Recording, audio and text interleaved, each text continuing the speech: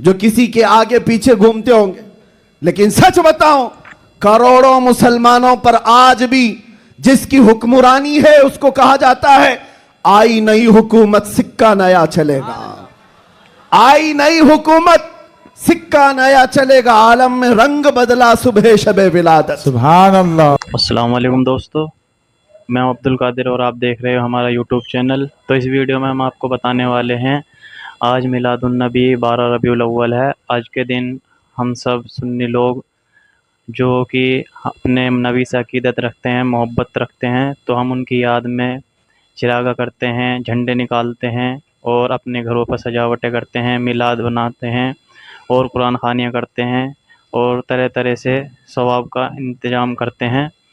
तो इस तरीके के काम को बहुत से लोग बिदअत शिर्क कहते हैं। तो आज हम हज़रत मुफ्ती सलमान अज़हरी के हवाले से बयान सुनेंगे कि वो क्या फ़रमाते हैं। तो इस वीडियो में बने रहें, इस वीडियो में बहुत अच्छी बातें बताई गई हैं। चलिए देखते हैं वीडियो को।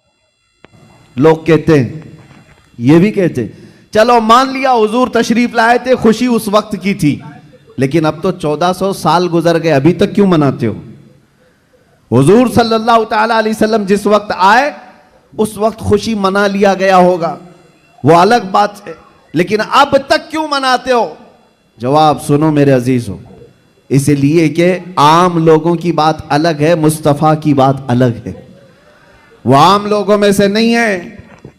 इस पूरी कायनात में मैं एक मिसाल आपको देता हूं, चाहे हमारे इस स्टेज की मिसाल ले लो, इस पंडाल की ले लो, या किसी की शादी की मिसाल। किसी के यहाँ शादी हो रही है, आपके भाई की, बहन की, किसी की भी, हॉल बुक किया आपने, पूरा सजाया, लाइट लगाया और बहुत कुछ आपने सजावट के साथ, कुर्सी रखी, मिंबर सजाया, दावत दिया, बारातियों को बुलाया, और उसके बाद हुआ क्या? शाम तक ये महफिल चलती है। या मुंबई में रात की शादियां होती हैं, जब महफिल खत्म हो जाए तो सारी चीजें उठा ली जाती हैं, यानी जो जो सजाया गया था वो सब उठा लिया जाता है, कुर्सियां भी हट जाती हैं, बाराती भी चले जाते हैं, कुमकुमे लगे थे, लाइटिंग लगी थी, झूमर लगे थे, वो सब निकाल लिए जाते हैं। पूछो हॉल वाले से, क्यों? मियां वो दूल्हे के लिए सजाया गया था, शादी उसकी थी, दूल्हा आया और दूल्हे के आने से पहले बाराती भी आए, लेकिन महफिल जब खत्म हो गई, निकाह हो गया, दूल्हा जब चला गया तो लाइटिंग भी उठा ली गई, कुर्सियां भी हटा दी गई, सजावट भी निकाल दी गई और हाल बेहाल हो जाता है, खत्म हो गया। ये एक मिसाल दे रहा हूं, दुनिया में एक दस्तूर है या नहीं, जिसके यहां भी शादी ब्याह वगैरह कुछ हो, जिसके लिए सजाया जाता है, जब तक वो बैठा है तब तक की सजावट है, और दूल्हा जब चला जाए तो सजावट नहीं रहती, निकाल दी जाती है। एक दिन ज्यादा से ज्यादा दूसरे दिन हो सकता है, पिंडाल भी हटा दिए जाते हैं। ये मिसाल जहन में रखो और फिर इस कायनात को देखो। ये कायनात किसके लिए सजाई गई है? ये जमीन का बिछोना किसके लिए था? यह आसमान किसके लिए ताना गया था? इसमें झिलमिलाते हुए सितारे और चांद सूरज किसके लिए बनाए गए थे? खुद हदीस पाक में है, अल्लाह के नबी फरमाते हैं, ये रब ताला का फरमान है, लौलाक लमा खलक़तु दुनिया वल अफलाक वल अर्दी। ऐ रसूल, अगर आपको पैदा करना ना होता तो ना मैं जमीन बनाता, ना आसमान बनाता, ना इस कायनात को बनाता। पता ये चला कि जो कुछ भी बना है वो मुस्तफा के लिए बना है। वो जो न थे तो, और वो जो ना हो तो, जमीन का बिछोना मेरे मुस्तफा के लिए बिछाया गया, आसमान की ये नीलगूं चादर मुस्तफा के लिए तानी गई, इसमें सजावट, चांद सूरज तारे ये सब सजाए गए, और फिर 1,24,000 कमोबेश अंबिया बाराती बन करके तशरीफ लाए। हर आने वाला नबी मुस्तफा के आने के कसीदे पढ़ता था, बाद आने वाले आखिरी नबी की बशारतें देता था। अब सुनो मेरे अजीजों, ये दरख्तों की सजावट, ये समंदरों की लहरें, ये नदियों की बहारें और जो कुछ भी दुनिया में सजावट है, पता तो ये चला ये मुस्तफा के लिए है, ये हुजूर के लिए सजाया गया। अंबिया की की ये बारात आई 1,24,000 कम हो गए, वो आखिरी नबी के आने की बशारत सुनाने के लिए आते रहे। बात तो सही है, सब कुछ बना मुस्तफा के लिए। अब वो कायनात का दूल्हा आमिना की गोद में 12 रबीउल अव्वल को तशरीफ लाता है। वो कायनात का आका व मौला मक्का में 53 साल गुजारा, मदीना तैयबा में 10 साल गुजारा। अब जैसे कि मैंने दस्तूर के एतबार से मिसाल देकर के दुनिया में बताया था, 63 साल की उम्र होने के बाद रसूल पाक सल्लल्लाहु तआला अलैहि वसल्लम इस दारे पानी से रुखसत हो जाते हैं, चले गए, हमारी आंखों से पोशीदा हुए। अब दुनिया का यही तो सवाल है, लोगों का यही तो सवाल है कि जब नबी पाक तशरीफ लाए थे उस वक्त मीलाद की खुशी मना ली गई, हो गया, अभी तक क्यों मनाते हो? 1400 साल गुजर गए, अभी तक क्यों मनाते हो? उनके जवाब के लिए मैंने इतनी सारी तमहीद बांधी है। उनको ये कहता हूं, ये दुनिया की मिसाल अलग है। जब दूल्हा उठ करके चला जाता है तो सजावट भी खत्म होती है। हमने देखा जमीन अभी भी बाकी है, आसमान अभी भी बाकी है, चांद सूरज की रोशनियां अभी भी झिलमिला रही हैं। न दरख्त कम हुए, न समंदरों की लहरें कम हुई, न दरियाओं की तुग़यानियां। इस कायनात की रंग और रोशन और जो भी चमक है उसी तरह बरकरार है। पता क्या चला? चांद से पूछो, सितारों से पूछो, सूरज से पूछो, जमीन और आसमान के इस पूरे ताने बाने को पूछो, अभी तक तुम क्यों बाकी हो? दूल्हा तो चला गया, दूल्हे के लिए जो चीज सजाई जाती है, जब दूल्हा जाता है तो सजावट भी चली जाती है।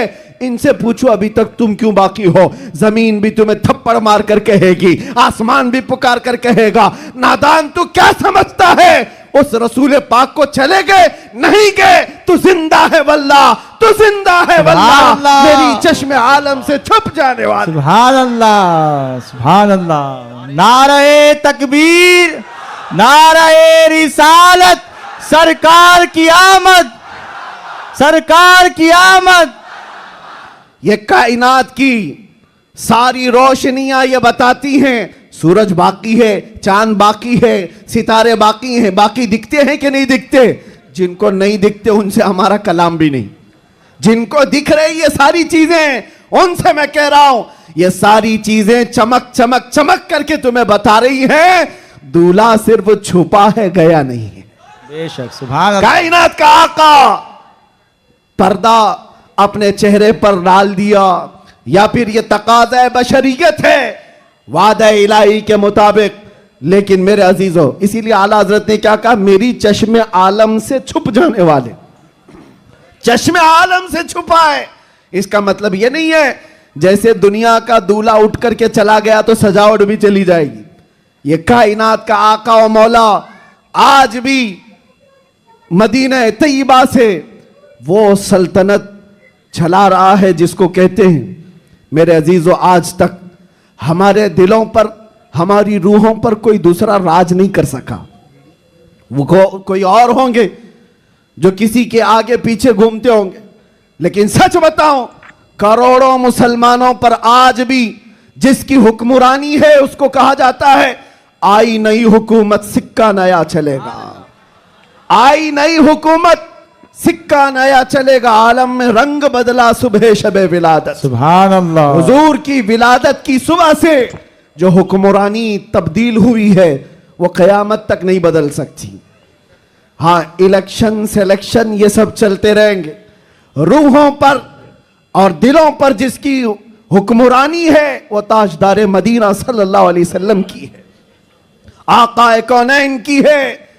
इसीलिए मेरे मुर्शिद गिरामी हुजूर सैयदी ताजुश शरिया रहमतुल्लाह तआला अलैह फरमाते हैं, जहां बानी अता कर दें भरी जन्नत हिबा करते हैं। सुभान अल्लाह। नबी मुख्तार कुल हैं जिसे जो चाहे अता कर दे, नबी मुख्तार कुल हैं जिसे जो चाहे अता कर दे। हाँ, एक शेर आपकी इस नात का है, नबी मुख्तार कुल हैं जिसे जो चाहे अता कर दे। इसी तरह वो कहते हैं जमीन को आसमां कर दे, सुरैया को सरा कर दे। ये कौन कर सकता है? जिसको अल्लाह ने वो हुक्मरानी अता की हो, वो बादशाही अता की हो। हमारा बादशाह वो ताजदार मदीना सल्लल्लाहु अलैहि वसल्लम की ही जात से हमारे, इसीलिए आला हजरत ने हुजूर सल्लल्लाहु ताला अलैहि वसल्लम के जो लक़ब हैं, उन अलक़ाब में एक लक़ब यह भी जिक्र किया है, मालिकु रिक़ाबिल उम्म, उम्मत के सारे इंसानों की गर्दनों का तन्हा मालिक, हम सब की गर्दनों का मालिक। और ये मसलक और ये मजहब किसने हमें सिखाया है? वो सहाबा ने सिखाया है। सब कुछ लुटाया हुजूर के दरबार में और ये कहा जान दी हुई उसी की थी, हक तो यह है कि हक अदा ना हुआ। हम सब की गर्दनों का मालिक वो ताजदार मदीना सल्लल्लाहु ताला अलैहि वसल्लम की जात। और कुरान भी कहता है अन्नबिय्यु औला बिल मुमिनीन मिन अनफुसिहिम, मोमिनों से उनकी जान से ज्यादा हकदार अल्लाह के नबी हैं। हमारी जान से ज्यादा हकदार कौन है? अल्लाह के नबी की जात है। तो जिसकी हमारे लिए